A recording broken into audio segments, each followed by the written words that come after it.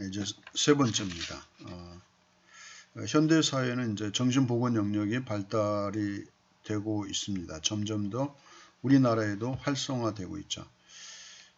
이제 급격한 약물 치료의 발달, 그 다음에 이제 치료 중심의 그 의학보다는 이제 예방, 치료, 재활이라는 관점에서 사회적 기능 회복에 대한 그 관심이 이제 확대되고 있죠. 그래서 정신사회 재활은 정신장애인을 대상으로 한 그 실천 이론 중에 하나죠. 그 정신재활 이론은 생태체계 이론과 이제 그 무관한 것은 아니죠. 생태체계 관점에서 이제 실천적 기술, 그 다음에 지지체계 형성, 이런 것들을 중심으로 이제 재활이나 환경체계를 변화시키는 데 관점을 두고 있는 것이 바로 정신사회 재활입니다. 그러니까 강점지향 이론도 생태체계 이론을 기반으로 하고 있죠. 정신사회 재활도 생태체계를 기반으로 하고 있습니다. 그래서 임상적 재활, 환경체계의 변화, 여기에 이제 중점을 두고 있는 이론입니다. 그렇다면 이제 정신사회 재활의 개념을 우리가 살펴보면 이제 그 기능적인 그 이론의 그 어떤 중점을 두는 것은 바로 기능적 능력을 증진시키는 것이죠. 그래서 정신장애로 인해서 기능적으로 능력에 장애가 있는 사람에게 스스로 그 선택한 환경에서 최소한의 전문적 그 개입을 받으면서 성공적이고 만족스럽게 생활할 수 있도록 그 기능을 증진시키는데 중점을 두고 있습니다. 그러니까 정신사회 재활은 이제 쉽게 얘기하면 재활입니다. 재활.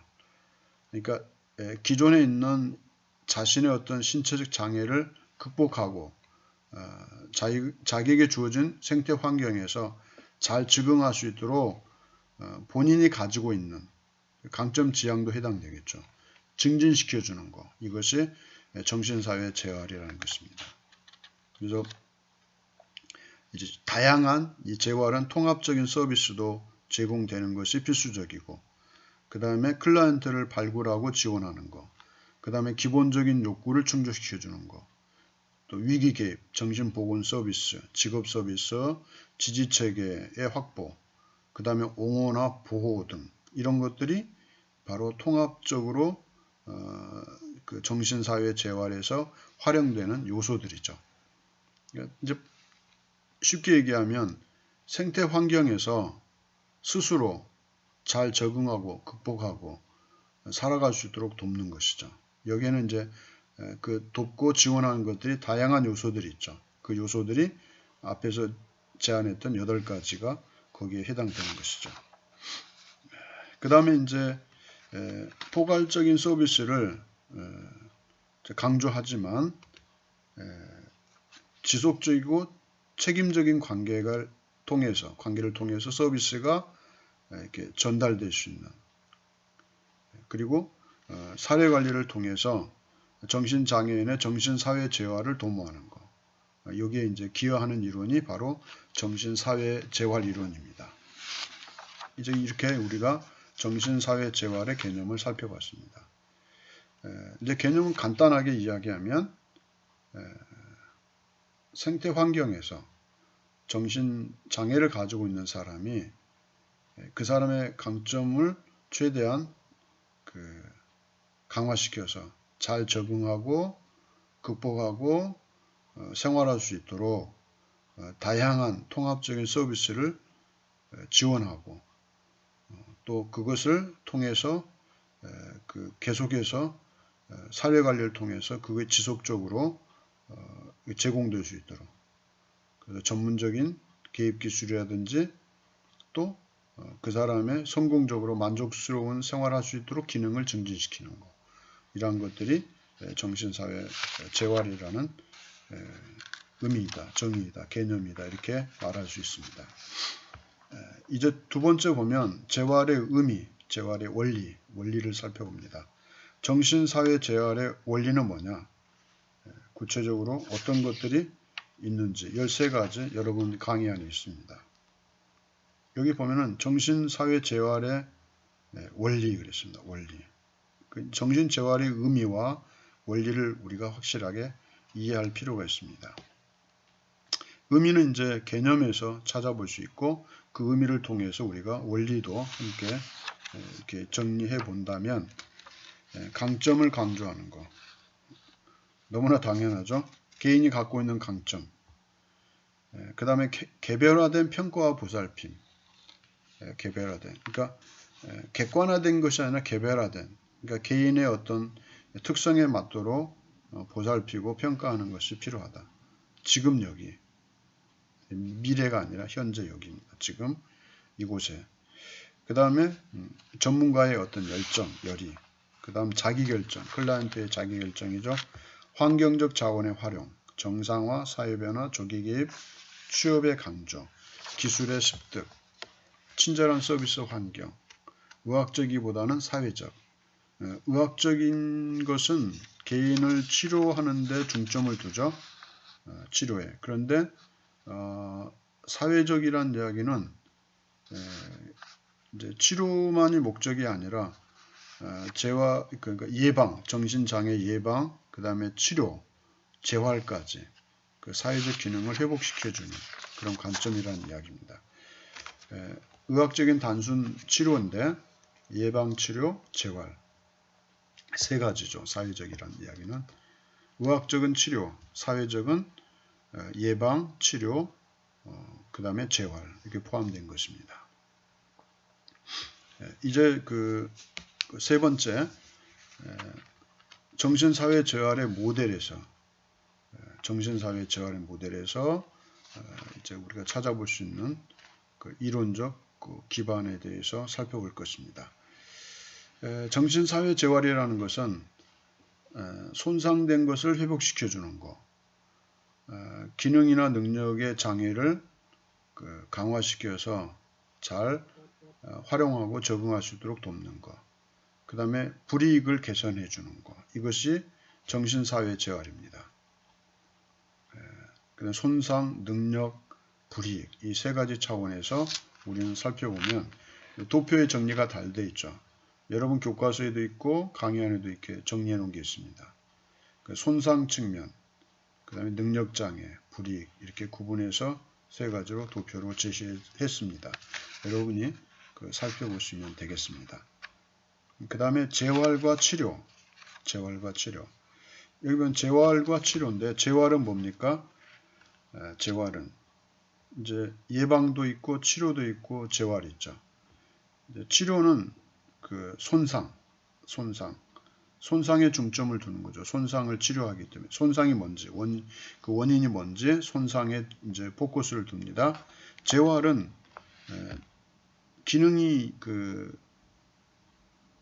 기능에 장애가 있는 거, 그 다음에 해결할 능력이 없는 거, 저하되어 있는 거, 그 다음에 불이익을 당하고 있는데 이런 걸 초점을 두는 거죠. 그러니까 치료와 재활은 굉장히 그 거리가 있죠.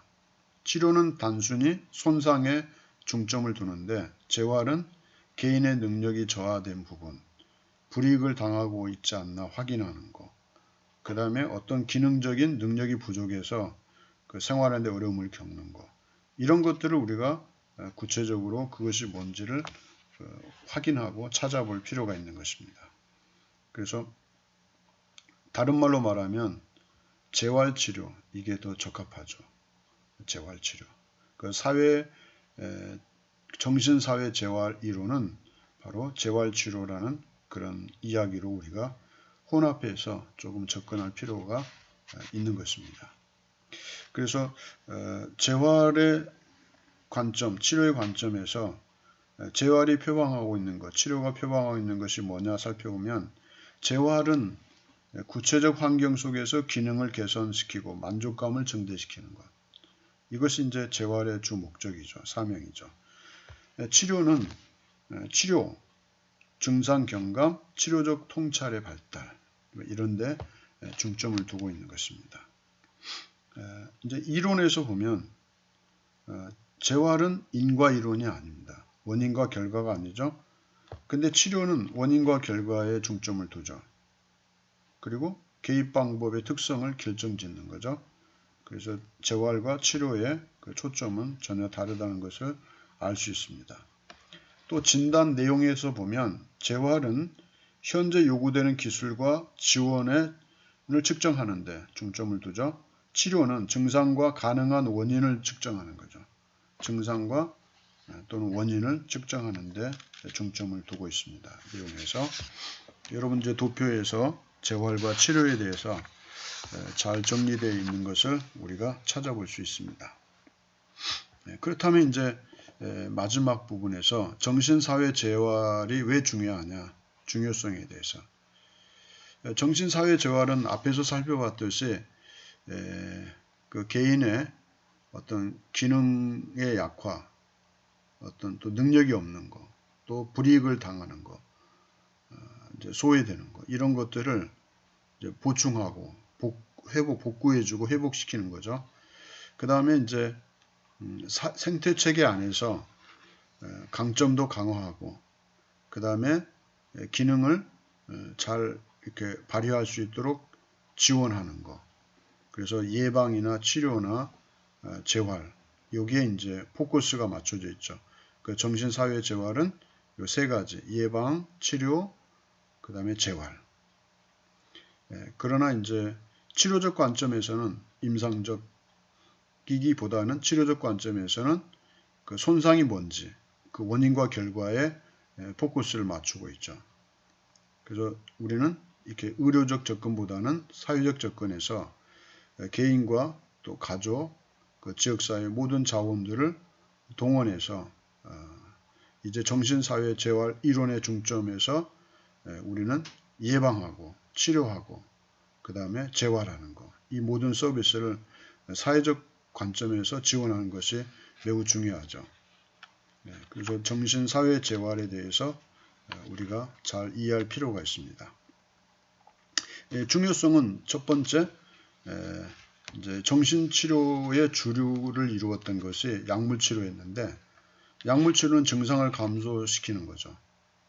그러니까 증상을 감소시키는 데는 일시 효과가 있는데, 정신과적 그 증상의 원인을 제거하는 데는 효과적이지 못하죠.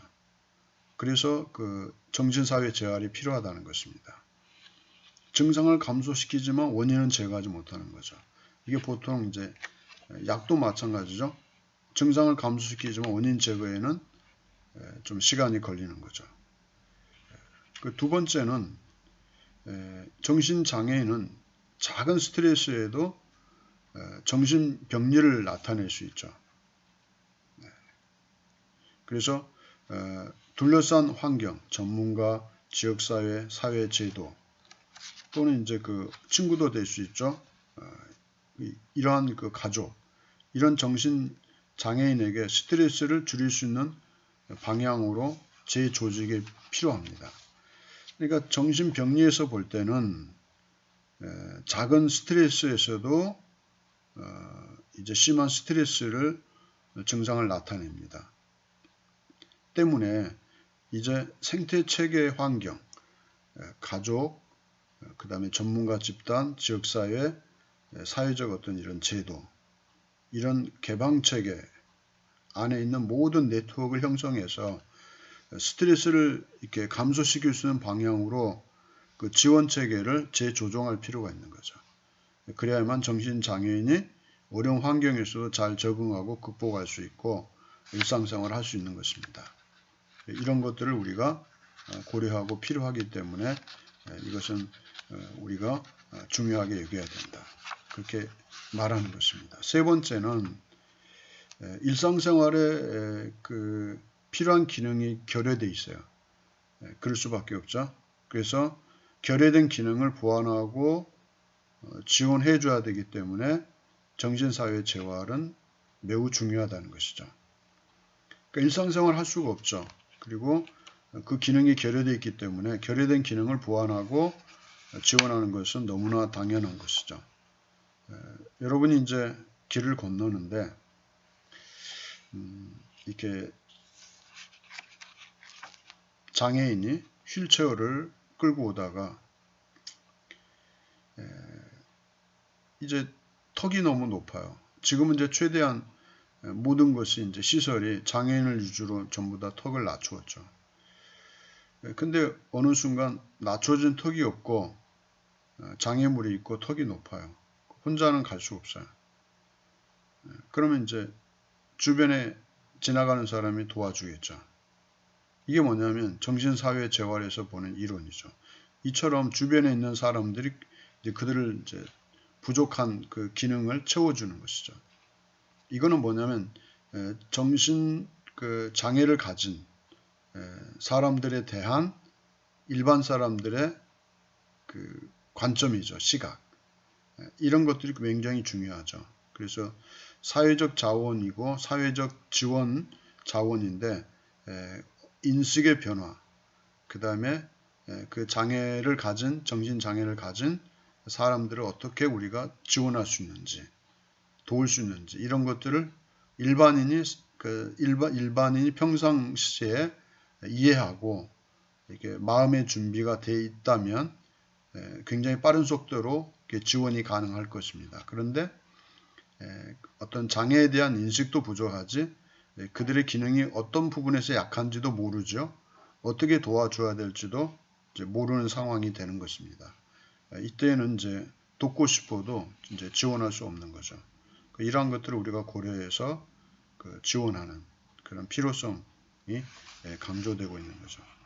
그 다음에 입원 중심 치료는 이제 입원 과정에서 파생되는 부작용으로 인해서 장기간 입원 치료를 요하기 때문에 이제 이 정신사회 재활이 굉장히 중요한 것입니다. 그래서 가능한 입원하지 않고 이제 지역사회 또는 가정 또 인근에 있는 생태체계 환경에서 지원 가능한 자원을 활용하는 것이 매우 중요합니다. 그 다음에 이제 다섯 번째 탈원화는 탈원화 입원 치료에서 이루어지던 집중적 보호의 연결을 힘들게 합니다. 입원을 이제 퇴원하게 되면 집중적으로 보호할 수 있는 그 어떤 연결 체계가 거의 없는 거, 전무한 거죠. 그래서 입원 치료에서 제공되던 보호는 재활 과정에서 다시 재현됩니다. 그래서 사실은 그 예방, 치료, 재활 이런 통합적인 그 사회적 체계 또는 생태 체계에서 다양한 자원들이 동원되어서 지원하는 것이 중요하다고 판단됩니다. 그 다음에 정신장애인의 이제 재활은 신체 장애인의 재활보다 더 복잡하죠.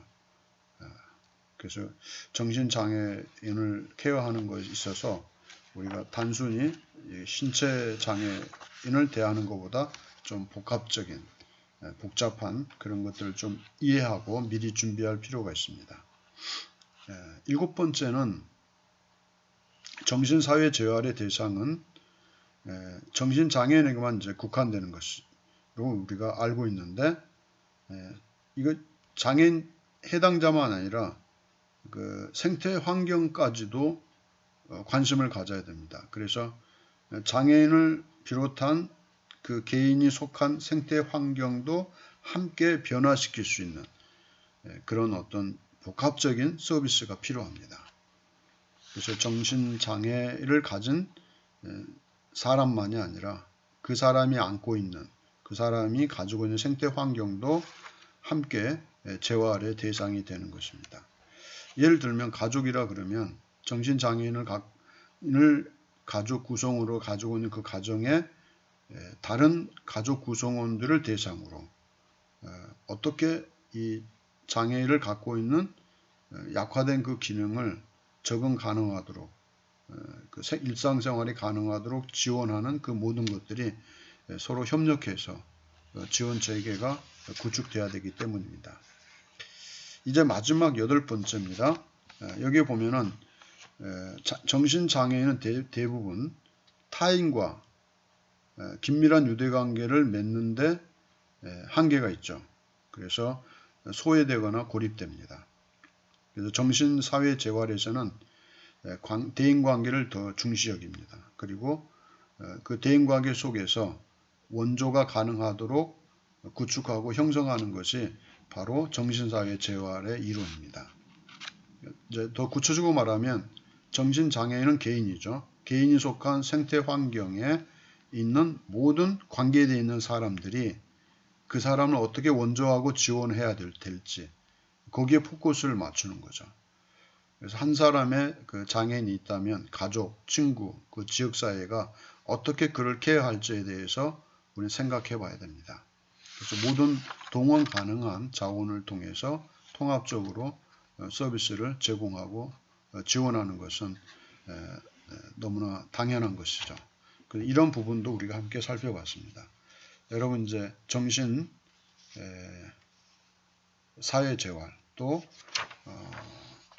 강점 강화 이론, 강점 지향 이론, 강점 지향 이론, 생태 체계 이론 이렇게 세 가지를 우리가 살펴봤습니다. 여러분 이제 강의를 들으시면 1교시, 2교시, 3교시에 대한 그 과제 수강한 근거로 제시할 과제는 제가 드리도록 하겠습니다. 그리고 여러분 중간고사는 시행할 겁니다. 어떻게 하느냐? 집에서 답을 작성해서 제게 이메일로 주시면 됩니다. 제가 조금은 주관식도 내주지만 객관식도 드릴 거예요. 근데 제 강의를 잘 이해 못했으면 이제 객관식 답이 틀리면 안 되겠죠. 근데 객관식도 너무 쉽게 맞을 것 같아요. 걱정돼요. 다 100점 맞으면 다 어떻게 해요? 그래서 과제물에서 변별력 드릴 거고요. 과제물은 한 학기 하나죠. 그건 좀 신경 써서 제출하시면 되고, 근데 기말고사도 뭐 제 건 어차피 오픈 테스트니까 뭐 걱정 안 하셔도 되죠. 하지만 객관식을 포함할 수도 있습니다. 근데 이제 컨닝도 못하고 스스로 하셔야 되니까 아마 변별력이 있을 것 같아요. 이번 학기는 아마 원래도 그랬지만 A그룹, A뿔 그룹, A그룹, B뿔 그룹 이렇게 세 그룹이 있지 않을까 생각이 듭니다. 인생은 성적순이 아닙니다. B뿔을 받았다 해서 그분이 뭐 이렇게 사회적으로 성공 못하거나 불이익 당하는 거 하나도 없습니다. 아무쪼록 성적보다 또 이게 수업보다 더 여러분 건강하게 생활하시다가 여러분 다시 만나기를